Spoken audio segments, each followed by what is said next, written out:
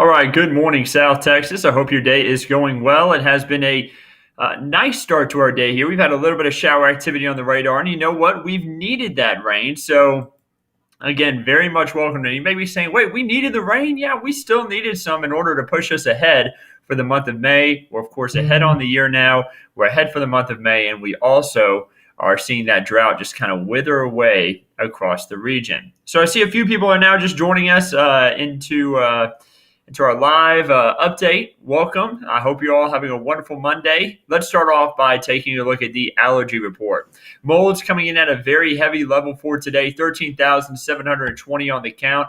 So it's going to stay like this for a few days, I'm willing to bet. It will probably taper off over the next couple of days with less rain in the forecast, but that rainfall that we had, man, it really caused some of those mold allergens to really spike across the region.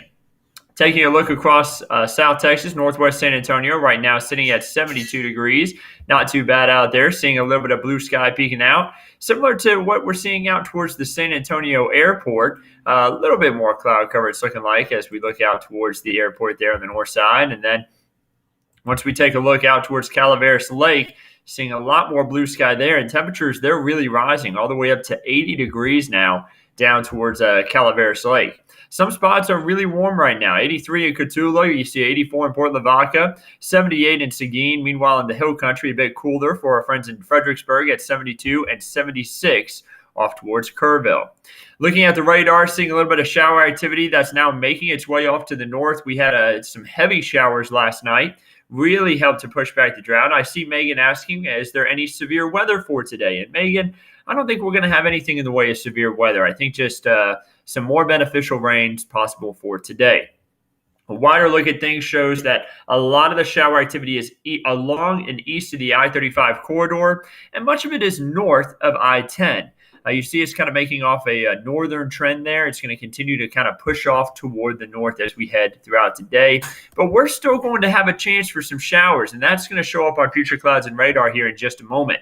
A flash flood watch is in place until 10 p.m. tonight because we do have the possibility for more showers, mainly east of I-35. You see that flash flood watch only includes DeWitt, Gonzales, Lavaca, and Fayette counties for the Kent Spy viewing area. And Fayette County actually considered outside of our viewing area, but I'll include it because I think we have some people that are able to pick us up there. And then areas closer on towards Houston are included in that flash flood watch. Here's a look at future clouds and radar. As we head throughout today, you see some of that shower activity mainly east of I-35. But as we continue through the timeline, you'll notice that it really shifts off to the north and east. But we will have some showers that are going to move in from the west possible. Now, this is just possible. This is not a guarantee. Sometimes these storms wither away before they even make it to us. But you see those showers over towards Del Rio and Eagle Pass. They're going to try to push across the Rio Grande. And they're going to, of course, as what I just said a moment ago, wither away as they try to move deeper into the South Texas region. Are still going to get some shower activity tonight from that, mainly around 2 a.m., but nothing too serious there. Carl says, we need to dry out. Yeah, I know. Some spots really have had a ton of rainfall, especially east of I-35. Let's see here. Any severe weather already answered that from Megan. And I see a hello from Arthur. I hope you're all doing well today. And good morning from Gonzales, Texas. Gail, y'all have had a lot of rain out there towards Gonzales. For Tuesday, 7:30 a.m., let's continue through the timeline. Seeing a little bit of light shower activity out there. We make our way into Tuesday afternoon at 1 p.m., seeing less shower activity, and that's going to be the trend as we make our way into the middle to end of the week. We're going to see less and less rainfall, and then drier weather's going to move in. Future clouds and radar tried to show a big complex move through Tuesday night into early Wednesday morning. I'm not 100% sold on that. I think that we could see that actually not even occur. It's going to be, of course, one of those storms coming from out west that are going to wither away as they move across our region. They may wither away before they even make it. We still do have rain chances in for Wednesday, and then also once we get into Thursday, that's when things really taper off. And that's because we have a big ridge that's going to set up over the central part of the United States. And I said big ridge. It's a considerable ridge. That's going to leave us with drier conditions and warmer conditions. I'm going to draw this out. See this kind of a bell shape on the screen right over Texas. That's the drier air that's going to be, drier conditions and hotter conditions in place because of upper level high pressure leaving us with drier weather. Now, looking at the rainfall forecast over the next 7 days, a lot of this is going to be falling over the next 24 hours, and a lot of it has actually already fallen. This forecast also includes some of the rain that occurred this morning. So about a quarter of an inch to a half of an inch really for areas west of I-35 the next 7 days. East of I-35, though, I think at least through tonight, we could pick up another inch to 2 inches in some spots. So a good amount of healthy rain. But we need less rainfall because we've had plenty, and the drought monitor is going to show even more improvements this next week. Remember, the drought monitor takes in data from Tuesday to Tuesday, and then the map updates every Thursday morning. So this does not take into account the rain we had over the weekend. Once we have this rain taken into account that we had over the weekend and for the today and tomorrow and Wednesday, the drought monitor will update on Thursday, and we are going to see a ton of improvements. It's just going to continue to look better. The aquifer has been doing great, now up to 666.9 feet. It's up 0.4 of a foot in the last 24 hours. The 10-day average holding on strong. Of course, no more water restrictions in place because we've had so much rain. Over the last throughout the last few months, we have gained a ton of rainfall. For April and May alone, we have had more than 10 inches of rain, and much of that has fallen within the last month itself. Now, you notice for May, we've had 4.17. You may be saying, wait, just the last month. What about April? I'm talking about from about April 26th through now, we have picked up probably about 9.5 of those inches. Tons of rain. And that's really helped to push back the drought. We've seen tons of improvement in all sorts of different sectors, but our lakes still could use some more rainfall. So let's hope we get the rain to fall right in the correct spot so Medina Lake and Canyon Lake can start doing a little bit better.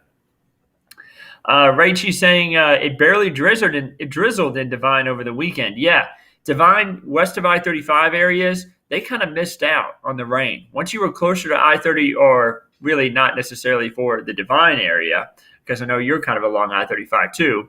But I'm talking about east of you, basically. I'm talking about north of I-10, east of I-35. That's where we saw some of the heavier amounts of rain. I'll say it like that. That makes a little bit more sense there.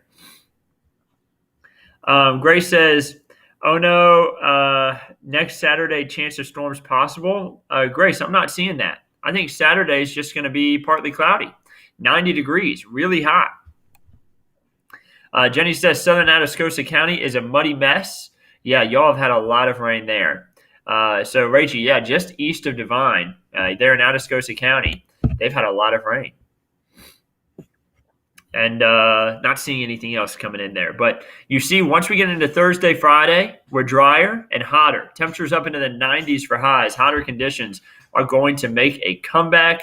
The 8 to 14-day outlook shows that we're going to have around average rainfall. For average this time of year is actually a good amount of rain because, remember, May and June are our wettest months of the year. So if we go into the beginning of June with the possibility of average rainfall, that still could be a good amount of rain.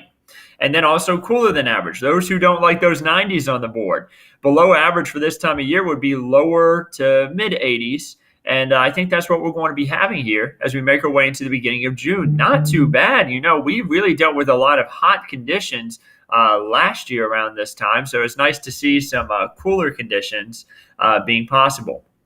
Here's a look at your Lone Star 3-day forecast. We do have showers and storms possible the next couple of days for much of the state, but notice that the rain chances, not seeing as much shower and thunderstorm activity there on Wednesday compared to Monday and Tuesday across the state.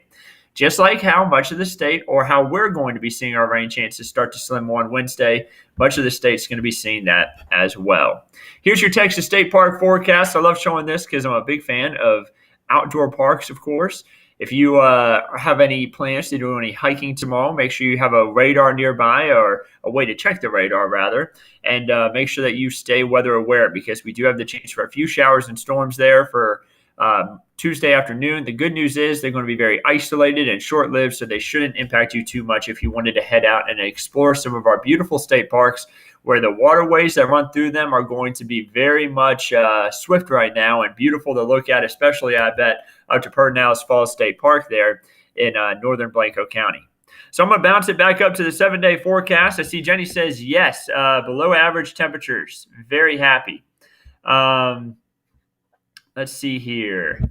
Any severe storms overnight tonight, Grace? I'm not thinking so. I'm not thinking that should be an issue. Arthur says, "Can you say go Cowboys go?"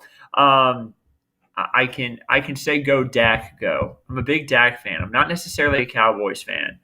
Meteorologist Megan Massey, though, she is from Dallas. She is a hard Cowboys fan. So I'm a huge Dak fan because graduated from Mississippi State. I actually have my cowbell here.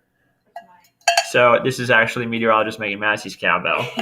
But we both graduated from there. We met back there. If you didn't know, we're engaged. We've been together for 9 years, and that's where we met, was back at Mississippi State. But that's her cowbell. I've got mine back here somewhere. It's holding up the books behind me. Let me see here. Let me scroll down.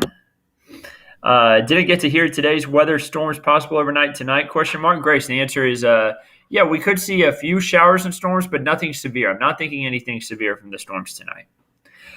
Maybe a little strong closer to Del Rio, to the Rio Grande, but as they continue to push east, they would be weakening pretty quick. And again, I don't think it should be much of an issue. Grace, yes, something is going to develop overnight from the west, but it's going to be withering away as it tries to push across the region. So I don't think it's going to be that much of an issue for us. It's going to be those storms that develop way out west and they try to hold together as they push across. But because of how late they'll be moving through, I don't think it should be as much of a problem for us. Well, guys, I hope you have a wonderful day. It's going to be a little drier today compared to what we had on Sunday. We still are going to have the chance for rain. You see that 80% chance for showers and storms for Monday. Much of that is from what already fell this morning. That's why the rain chances were higher, because of the rain that we actually had this morning. But for the rest of today, I think the rain chances are going to taper a little bit. Grace says, thank you for the updates. No problem. So, guys, I hope you have a wonderful rest of your day. Get out and enjoy the bit of dryness that we have out there here for Monday. Mold allergens are really heavy, and that's going to continue to stay that way probably throughout the next few days here. So keep that allergy medicine close by. And I hope, again, you have a wonderful Monday. We'll keep you updated on everything right here at Kent Spy.